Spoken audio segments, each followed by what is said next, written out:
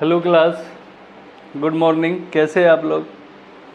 आपको पता ही है हमने एक नया इनिशिएटिव स्टार्ट किया है। इसके अंदर हम क्या कर रहे हैं कि जो भी इंडियन पॉलिटी का हमारा सेक्शन है, स्पेशली जो लक्ष्मीकांत बुक के अंदर जो चीज़ें आपको दी गई है, तो हम इसको क्या कर रहे हैं कि समराइज्ड वे में आपके सामने यहाँ पे लेके आ रहे हैं। चैप्टर बाय चैप्टर हम इस चीज़ को करेंगे। यहाँ पे हर दिन हम ट्राई करेंगे कि एक एक चैप्टर, एक एक टॉपिक एटलीस्ट हम ख़त्म करते हुए आगे बढ़ जाए, ठीक है।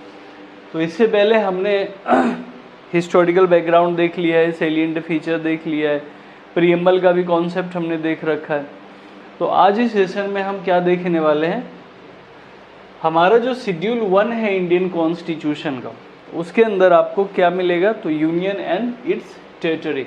जो शेड्यूल 1 है, शेड्यूल 1 के अंदर, या आप ये भी कह लीजिए कि जो हमारा पार्ट 1 है इंडियन कॉन्स्टिट्यूशन का, उसके अंदर आपको क्या देखने को मिलेगा, यूनियन एंड इट्स टेरिटरी का कॉन्सेप्ट यहाँ पे आपको देखने को मिलेगा। एक चीज़ आप समझना कि आपको ये चीज़ समझना पड़ेगा कि जो टेरिटरी वर्ड होता है ना, इसका मतलब बहुत ही वास्ट होता है।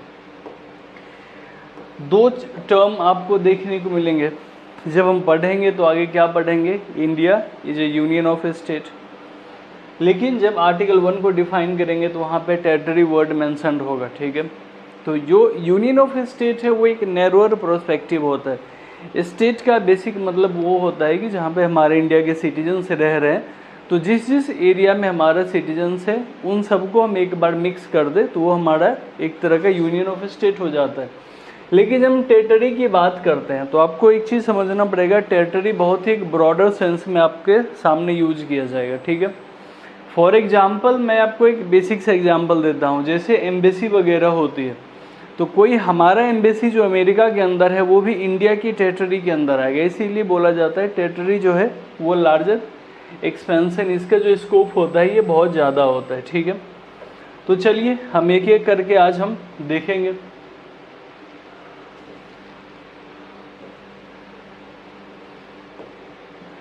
देखो आर्टिकल 1 जो हमारा कॉन्स्टिट्यूशन ऑफ इंडिया, ये डिफाइन क्या करता है, India that is Bharat as union of state. देखो अगर आर्टिकल 1 की बात करें, एक चीज़ तो पहले आपको याद रखना है कि ये किस शेड्यूल में आएगा, तो ये शेड्यूल 1 के अंदर आएगा। किस पार्ट के अंदर आएगा हमारे संविधान के, तो भी पार्ट 1 के अंदर ही आपको दिखेगा, ठीक है।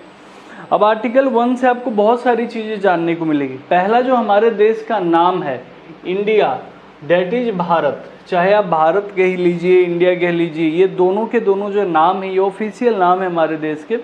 और ये कहाँ पे मेंशन्ड है, तो ये आर्टिकल 1 के अंदर मेंशन्ड है। और आर्टिकल 1 के अंदर एक चीज़ और यहाँ पे क्लियर की गई है कि भारत और India as union of states. अब देखो दो तरह के यूनियंस आपको यहाँ पे देखेंगे। एक क्या होता है, फेडरेशन वाला। जैसे कि अगर हम यूएसए का देखें तो यूएसए के अंदर क्या है कि वो एक फेडरेशन है, वहाँ पे वो जब चाहे उससे बाहर निकल सकते हैं। यूएसए का कोई भी प्रोविंस चाहे तो वहाँ से बाहर निकल सकता है, कोई भी स्टेट उससे बाहर निकल सकता है। लेकिन जब हम इंडिया की बात करते हैं तो इंडिया के अंदर क्या है, यूनियन ऑफ स्टेट के कॉन्सेप्ट के अंदर आप इससे बाहर नहीं निकल सकते। आपके पास, स्टेट के पास ये पावर नहीं है कि वो इस यूनियन को छोड़ के बाहर निकल सके। जो यूनियन होता है वो इनडिस्ट्रक्टिव इन नेचर होता है हमारे इंडिया के अंदर, जबकि स्टेट जो होता है, स्टेट क्या होगा, तो स्टेट डिस्ट्रक्टिव इन नेचर होगा। आगे हम आर्टिकल 2 एंड आर्टिकल 3 के अंदर ये चीज़ देखेंगे कि कैसे स्टेट्स के अंदर जो चेंजेज होते हैं उनकी बाउंड्रीज का, या जब हम फॉर्मेशन करते हैं नए स्टेट का तो कैसे क्या होगा, वो सब हम एक बार उसमें देखेंगे, ठीक है। The country is described as the union, although the constitution is federal in structure. देखो फेडरल इन स्ट्रक्चर की जो बात की गई है, तो यहाँ पे एक चीज़ आपको ये भी ध्यान रखना है कि फेडरेशन विथ स्ट्रॉन्ग सेंटर हमारे यहाँ पे वर्ड यूज होता है। स्टेट के पास पावर है, ऑब्वियसली डिसेंट्रलाइजेशन की तरफ हम जाते हैं, हम ये चाहते हैं कि ग्रास रूट लेवल पे डेवलपमेंट हो, ठीक है। लेकिन आप सेंटर के अगेंस्ट नहीं जा सकते। सेंटर के पास क्या होती है, सुप्रीम पावर होती है, ठीक है। वहीं अगर अमेरिका वाले संविधान में देखोगे तो अमेरिका वाले संविधान में क्या होता है कि कोई भी स्टेट अगर चाहे तो वो फेडरेशन से बाहर निकल सकता है। लेकिन इंडिया के अंदर जो ये आपको स्ट्रक्चर दिख रहा है, इसके अंदर जो यूनियन क्या है, इंडेस्ट्रक्टिबल, ठीक है, इसको आप यहाँ पे तोड़ नहीं सकते, ठीक है। अब इसके अंदर टेरिटरी को भी डिफाइन किया है। अगर हम आर्टिकल 1 की बात करें तो मैंने आपको भी समझाया था ना कि जो यूनियन ऑफ स्टेट है और जो टेरिटरी है, दोनों के कॉन्सेप्ट बहुत अलग है। यूनियन ऑफ स्टेट बहुत ही नैरो कॉन्सेप्ट होता है, लेकिन वहीं पे जब हम टेरिटरी की बात करते हैं तो टेरिटरी की तो ये क्या होता है, इसका लार्जर स्कोप आपको देखने को मिलता है। तो एज पर आर्टिकल 1 जो टेरिटरी ऑफ इंडिया है वो 3 कैटेगरीज के अंदर क्लासिफाइड है, ठीक है। अब वो 3 कैटेगरीज कौन है, पहला क्या है, territories of the state, second क्या है, यूनियन टेरिटरीज, एंड थर्ड क्या होगा कि territories may be acquired in the future, ठीक है। जो फ्यूचर में हम एक्वायर करेंगे टेरिटरी, सपोज करो कि अभी पीओके को हमने एक्वायर कर लिया, पीओके को हमने पाकिस्तान से एक्वायर कर लिया, इंडिया के अंदर मिला लिया, तो अगर यूनियन ऑफ स्टेट की अगर हम बात करते तो पीओके को हम नहीं मिला पाते। लेकिन चूंकि टेरिटरी के अंदर हमने ये डिफाइन करा है कि किसी को भी हम एक्वायर कर सकते हैं, गवर्नमेंट ऑफ इंडिया के द्वारा एनी टाइम एक्वायर किया जा सकता है, ठीक है। अब चाहे वो वॉर के द्वारा हो, चाहे मेमोरेंडम के द्वारा हो, तो वो हम इसको एक्वायर कर सकते हैं। साथ साथ पार्लियामेंट को ये पावर दी गई है इंडिया के अंदर कि आप एक्वायर भी कर सकते हो, लूज भी कर सकते हो, ठीक है। पार्लियामेंट जब चाहे, जितनी बार चाहे, जैसे चाहे हमारे इंडिया के मैप को चेंज कर सकती है, ठीक है। इस चीज़ को आप हमेशा याद रखिएगा। और यही वजह था कि जब आपने बैरूबारी वाला केस देखा था, जब हमने लैंड ट्रांसफ़र किया था, तो फिर उसमें हमें एक नया अमेंडमेंट लाना पड़ा था। क्यों? क्योंकि आर्टिकल 1 के अंदर सिर्फ और सिर्फ क्या मेंशन था, एक्वायर करना। यहाँ पे सिसीड करने की बात नहीं थी, यहाँ पे लूज करने की बात नहीं की गई थी, इसीलिए हमें दोबारा अमेंडमेंट लाने की जरूरत पड़ी थी, ठीक है। अगर हम इवोल्यूशन ऑफ स्टेट का मैं एक आपको थोड़ा सा कॉन्सेप्ट समझा देता हूँ कि स्टार्टिंग में देखो क्या हुआ था ना कि 3 कैटेगरी में बांट दिया था, 3 ग्रुप से मेनली बांटा गया था इंडिया को। ग्रुप ए के अंदर आपको क्या दिखती कि प्रोविंशियल गवर्नमेंट जहाँ पे फॉर्म होती थी, जो गवर्नर का प्रोविंस था वहाँ पे आपको देखा। जो ग्रुप बी वाला पार्ट होता था वो कौन सी थी, तो वो 3 प्रेसिडेंसी आपको दिखती थी, बॉम्बे, मद्रास, ये सब जो प्रेसिडेंसी थी ये सारी दिखती थी। इसके अलावा क्या थे कि बहुत सारे प्रिंसली स्टेट्स हुआ करते थे। तो जब हमारा देश आज़ाद हुआ था तो उसमें बेसिकली 3 ग्रुप्स में इसको डिवाइड किया गया था। लेकिन चूंकि अब हम सॉवरिन हो गए, हमें अपने देश के लिए खुद से रूल बनाना है, तो हमने यहाँ पे क्या किया था, जब हमने स्टेट रीऑर्गेनाइजेशन एक्ट हमने पास किया, तो स्टेट रीऑर्गेनाइजेशन एक्ट के अंदर हमने क्या किया था, 7th अमेंडमेंट एक्ट हुआ था अगर आपको याद हो। इसके अंदर 4 पार्ट में जो पहले डिवाइडेड था ABCD, आज़ादी के बाद अगर देखें ना तो ABCD ये 4 पार्ट में डिवाइड था। इस 4 पार्ट को यहाँ पे क्या कर दिया गया कि 3 पार्ट में कर दिया गया था, पार्ट A, B और C, ठीक है। अब इस 3 पार्ट के अंदर क्या क्या था इसको भी देख लीजिए। जितने भी कैटेगरी थे into 2 only by creating 14 states and 6 union territory on November 1st 1956। ये जितने भी पार्ट थे इसको बाद में हमने फिर से रेटिफाई किया और फाइनली हमने क्या किया था 1956 में 14 स्टेट्स एंड 6 यूनियन टेरिटरीज के साथ हमने एक अपना टेरिटरी यहाँ पे डिफाइन किया था, ठीक है। प्रेजेंट में खैर बात करें तो 28 स्टेट है, 8 यूनियन टेरिटरी आपको देखने को मिलता है। और ये सारा का सारा जो खेल आपको दिखेगा 1st to 4th, ये सब का सब कहाँ दिखेगा, तो फर्स्ट शेड्यूल के अंदर ही दिखेगा। तो फर्स्ट आर्टिकल 1 जो है आपको समझ आ गया होगा। आर्टिकल 1 के अंदर हमने क्या देखा कि टेरिटरी को डिफाइन किया गया है। और टेरिटरी को कैसे डिफाइन किया गया है, तो पहला बोला गया टेरिटरी ऑफ स्टेट, दूसरा बोला गया यूनियन टेरिटरी, एंड तीसरा जो पॉइंट दिया गया था वो क्या दिया गया था, तो जो हम फ्यूचर में एक्वायर करेंगे टेरिटरी उसको भी, वो भी हमारा इंडिया का पार्ट होगा। साथ साथ और हमें क्या दिखा था यहाँ पे, तो साथ साथ आर्टिकल 1 क्या डिफाइन करता है, तो India that is Bharat is a union of state. जो नाम जो एक्चुअली जिसके ऊपर इतनी कंट्रोवर्सी होती है, इस नाम का भी कॉन्सेप्ट आपको कहाँ दिखेगा, तो आर्टिकल 1 के अंदर ही दिखेगा, ठीक है।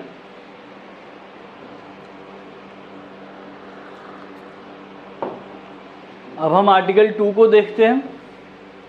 देखो जब आर्टिकल 2 की बात करते हैं ना, तो आर्टिकल 2 के अंदर क्या होगा कि नए स्टेट के एस्टेब्लिशमेंट की बात करेंगे, ठीक है। अब नए स्टेट का एस्टेब्लिशमेंट का मतलब समझिए कि सपोज करो कि किसी भी टेरिटरी को हम एक्वायर करते हैं, तो उससे क्या होगा, अभी अगर हमने पीओके को एक्वायर कर लिया तो फिर उसको भी तो टेरिटरी बनाना है। तो इसके रिगार्डिंग क्लॉजेज आपको कहाँ दिखेंगे, तो आर्टिकल 2 के अंदर दिखेंगे, ठीक है। क्या लिखा हुआ है, क्लियरली मेंशन्ड है कि एडमिशन और establishment of a new state. Article 2 provided the parliament may by law admit into union और establish new state on such term and conditions as is think fit, ठीक है। अब इसके अंदर देखो पार्लियामेंट को पावर्स दी गई है। आर्टिकल 2 के अंदर पार्लियामेंट को कुछ पावर्स ग्रांट की गई है। अब वो पावर कौन कौन सी है, उस पावर्स को देखिए। पहला पावर क्या दिया है कि the power to admit into the union of India new states, मतलब आप कोई भी स्टेट जो है, सपोज कीजिए कि पीओके को जब हम ले आए, एलईसी को ले आए अपने अंदर, या जब हमने देखा था कि सिक्किम को हमने अपने अंदर मिलाया था, ठीक है। तो यहाँ पे क्या कर सकते हैं कि एग्जिस्टिंग स्टेट में भी मिला सकते हैं या किसी नए स्टेट को इंडियन टेरिटरी का एग्जिस्टिंग पार्ट हम बना सकते हैं, ठीक है। और सेकंड क्या है, the power to establish new states, formation of a state which was not in exist. यही चीज़ें हैं पहले में बोला गया है कि सपोज कीजिए अगर पीओके को हम लेके आ गए, उसको क्या करेंगे, हम जम्मू कश्मीर का ही पार्ट बना देंगे, तो एग्जिस्टिंग स्टेट का हम पार्ट उसको बना दिए, ठीक है। और जैसे सिक्किम के एग्जाम्पल में अगर सिक्किम को देखिए, तो सिक्किम को जब हमने एक्वायर किया तो हमने क्या किया कि सिक्किम को कम्प्लीटली एक न्यू स्टेट बना दिया था। तो न्यू स्टेट के एडमिनिस्ट्रेशन से अगर कोई भी बात हो, न्यू स्टेट का एडमिशन हो, मतलब नया स्टेट बनाना हो, कैसे बनाना है, किस तरह की चीज़ें होगी, वो सारी बातें आपको कहाँ दिखेगी, तो आर्टिकल 2 के अंदर दिखेगी। और पावर किसके पास है, तो वो पावर किसके पास है, तो पार्लियामेंट ऑफ इंडिया के पास ये पावर है, ठीक है। इसीलिए मैंने बोला पार्लियामेंट कभी भी जब चाहे, सिंपल मेजोरिटी लगती है, अपने पूरे देश का नक्शा बदल सकती है जब चाहे, क्योंकि इसके बाद हमने क्या देखा था, 9th अमेंडमेंट एक्ट भी आ गया था। तो जब चाहे, बैरोबारी केस में हमने यही देखा था ना कि हमने लैंड ट्रांसफ़र किया था, हमने वहाँ पे एक्वायर नहीं किया था, लैंड ट्रांसफ़र किया था। तो इसीलिए हमें एक नया अमेंडमेंट भी लाना पड़ा था वहाँ पे, ठीक है। इसके बाद अगर हम आगे देखें तो कुछ चीज़ें और हुई थी आर्टिकल 2 के अंदर। आर्टिकल 2 के अंदर और क्या हुआ था, तो देखो जब 35th अमेंडमेंट एक्ट होता है 1974 का, तो इसके अंदर हम क्या देखते हैं कि आर्टिकल 2 के अंदर एक सब क्लॉज ऐड होता है, आर्टिकल 2A, इसको इंसर्ट किया जाता है। और इसके बाद क्या हो जाएगा, सिक्किम जो है 1974 में इंडियन यूनियन का पार्ट बन जाएगा, ठीक है। अब एक बार हम आर्टिकल 3 को देख लेते हैं। आर्टिकल 3 की अगर हम बात करें तो आर्टिकल 3 के अंदर बेसिकली क्या होगा कि जो एग्जिस्टिंग स्टेट्स है उसका नाम चेंज करना हो, उसके बाउंड्रीज को चेंज करना हो, उसका टेरिटोरियल डिवीजन करना हो, तो ये सारे के सारे क्लॉज हमें कौन देगा, ये आर्टिकल 3 के अंदर आपको मेंशन दिखेगा। ये सारे पावर्स आपको आर्टिकल 3 प्रोवाइड करवाती है, ठीक है। देखो आर्टिकल 3 क्या कहता है, formation of new state and alteration of area, boundaries और names of existing state. Recently आप याद करो कि हमने जम्मू कश्मीर को 2 पार्ट में डिवाइड किया, आर्टिकल 370 को हटाया गया, 35A को रिमूव किया गया, और वहाँ पे क्या हुआ था कि जम्मू कश्मीर को और लद्दाख को 2 यूनियन टेरिटरी में हमने क्या किया था, कन्वर्ट किया। तो वो चीज़, वो पावर हमें कहाँ से मिलती है, तो वो पावर कहाँ से मिलेगी, तो वो आर्टिकल 3 के अंदर ही मिलेगी, ठीक है। अब आर्टिकल 3 के अंदर देखो जो एग्जिस्टिंग स्टेट है, जस्ट लाइक आपने इससे पहले भी देखा था कि आंध्र प्रदेश से क्या हुआ था, तेलंगाना अलग हो गया था। अगर बिहार की बात करें तो बिहार से देखो झारखंड अलग हुआ था 2000 में, मध्य प्रदेश से छत्तीसगढ़ को अलग किया गया था, उत्तर प्रदेश से उत्तराखंड को अलग किया गया था। तो ये सारी चीज़ें क्या हुई कि एग्जिस्टिंग स्टेट्स के अंदर आपको चेंजेस देखने को मिली थी। तो वो पावर आपको कहाँ पे दिखाई देगी, तो आर्टिकल 3 के अंदर आपको ये सारे प्रोविजंस, ये सारे जो भी चेंजेज हो रही है आपको मेंशन दिखाई देगा, ठीक है। अब आर्टिकल 3 के अंदर देखो क्या क्या चीजें आप कर सकते हो, क्या क्या कर सकते हो, इंक्रीज या डिक्रीज कर सकते हो क्या किसी स्टेट के एरिया को, क्या है, increasing the area of any state और diminishing the area of any state. अब इंक्रीज करना है, जस्ट लाइक ये भी अभी आप फिर से जाओ बिहार और झारखंड को एक कर दो, या आगे में भी फ्यूचर में लद्दाख और जम्मू कश्मीर को दोबारा से एक कर दिया जाए तो क्या हो जाएगा कि एरिया को इंक्रीज कर दिया जाएगा वहाँ पे, ठीक है।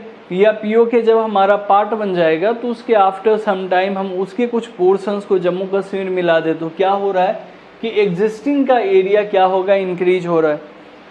या डिमिनिश करने की बात करें तो अभी रिसेंटली जम्मू कश्मीर को बाइफरगेट किया गया तो क्या हुआ था कि एरिया उसका डिक्रीज हो गया।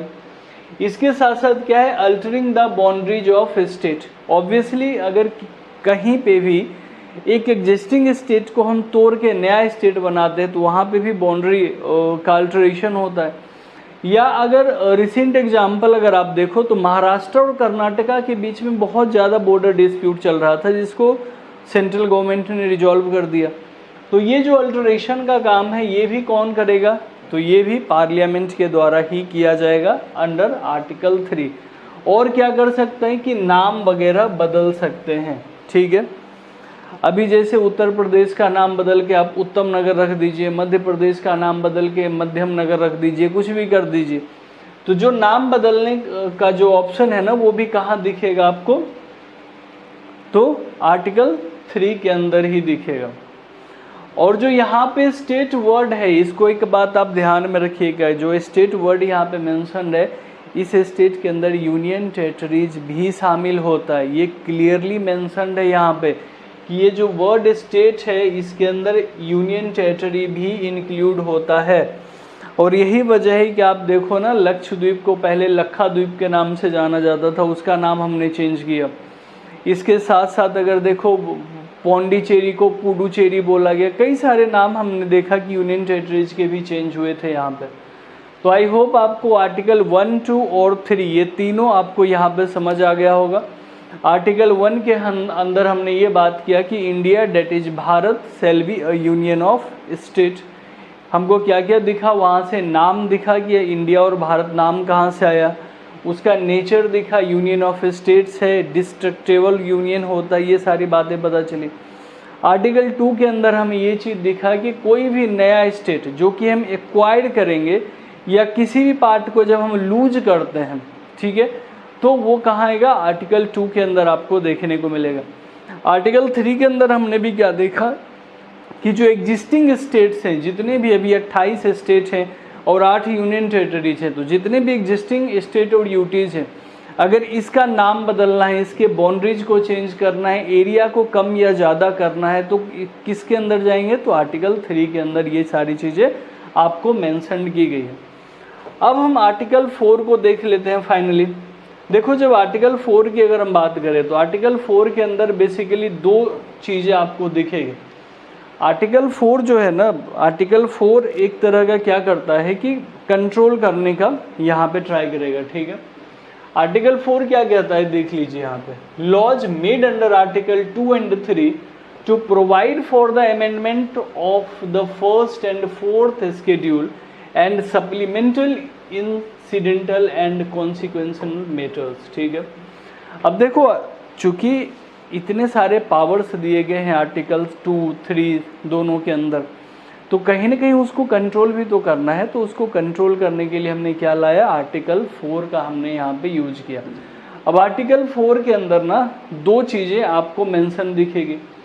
पहला चीज़ क्या है कि अगर आर्टिकल 2 and 3 के अंदर आपको कोई चीज़ करना है, कोई चेंजेस करना है, तो उसके लिए आपको शेड्यूल 1 के अंदर भी चेंजेस देखने को मिलेंगे, ठीक है। देखो क्लियर मेंशन रहेगा आर्टिकल 2 and 3 में जो प्रोविजंस हैं, अगर इसमें आपको चेंजेस करने हैं तो आपको क्या करना पड़ेगा, फर्स्ट शेड्यूल और फोर्थ शेड्यूल को के अंदर आपको चेंजेस लाने पड़ेंगे, ठीक है।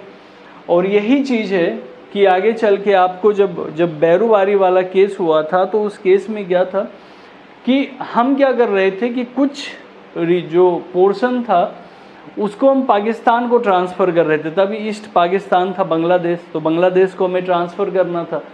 तो नेहरू जी ने बोला कि चलो हम ट्रांसफ़र कर देते हैं, लेकिन सुप्रीम कोर्ट पीछे पड़ गया, बोला ऐसे कैसे आप ट्रांसफ़र कर दोगे, पहले अमेंडमेंट लाओ। और यही वजह था कि हमने जो अमेंडमेंट देखा था इसको रिलेटेड, वो हमने देखा 9th कॉन्स्टिट्यूशनल अमेंडमेंट, इसको पास किया गया और फाइनली इसको पास करके एक वर्ड इसके अंदर ऐड किया गया था। और इसके अंदर वो वर्ड क्या था, इससे पहले देखो आर्टिकल 2 के अंदर सिर्फ क्या था, एक्वायर वर्ड लिखा हुआ था। क्या था, एक्वायर लिखा हुआ था, ट्रांसफ़र की बात नहीं की गई थी, ठीक है। लेकिन जब यहाँ पे बात करोगे तो यहाँ पे क्या है कि ट्रांसफ़र की भी बात की गई। और आर्टिकल 2 एंड 3, क्योंकि चूँकि इंडिया के अंदर ये एग्जिस्टिंग स्टेट था तो आर्टिकल 3 के अंदर आता है, और इसको हम किसी और को दे रहे थे तो फिर वो क्या, आर्टिकल 3 के अंदर और 2 के अंदर दोनों जगह हमें क्या करने पड़े, अमेंडमेंट करने पड़े।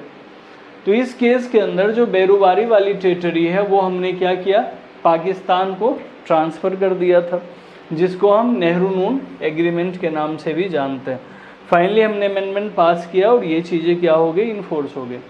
तो चलो ये था आज का आपका सेशन। आई होप आपको समझ आ गया होगा कि यूनियन एंड इट्स टेरिटरी के अंदर क्या क्या चीज़ें इंपॉर्टेंट थे। फिर भी मैं एक बार आपको समझा देता हूँ, फिर भी सुन लीजिए 2-4 लाइन में।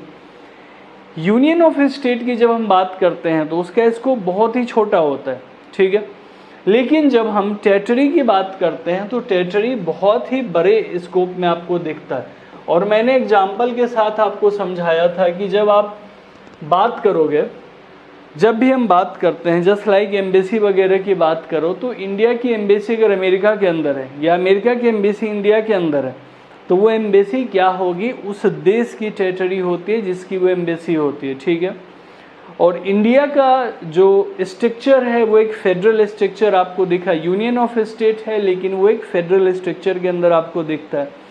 और इस फेडरेशन की सबसे अच्छी बात क्या है कि ये फेडरेशन डिस्ट्रक्टिबल नहीं है, इसको आप तोड़ नहीं सकते। जस्ट लाइक यूएसए के अंदर जो है कि वहाँ पे तोड़ के बाहर निकल सकते हैं, लेकिन यहाँ पे तोड़ नहीं सकते, ठीक है। आर्टिकल 1 के अंदर नाम दिखेगा, टेरिटरी को डिफाइन किया गया है। 2 के अंदर नए स्टेट्स की बात की जाएगी। 3 के अंदर एग्जिस्टिंग स्टेट्स की बाउंड्री, नाम, एरिया, इन सब को कम ज़्यादा करने की बात करेगी। चौथा आर्टिकल जो आपका लास्ट आर्टिकल है वो क्या करता है, वो चेक एंड बैलेंस का काम करता है। वो ये देखता है कि जो आप चेंजेज ला रहे हो आर्टिकल 2 एंड 3 के अंदर, तो क्या वो वायलेट तो नहीं कर रहा है, तो ये चीज़ का वो वहाँ पे चेक एंड बैलेंस रखता है, ठीक है। तो आई होप आपको समझ आ गया होगा कि पूरा का पूरा यूनियन एंड इट्स टेरिटरी का कॉन्सेप्ट क्या है। तो मिलता हूँ मैं अगले सेशन में, और अगले सेशन में हम डिस्कस करने वाले हैं सिटीजनशिप के कॉन्सेप्ट को, ठीक है। तब तक जुड़े रहिए हमारे साथ। Thank you so much.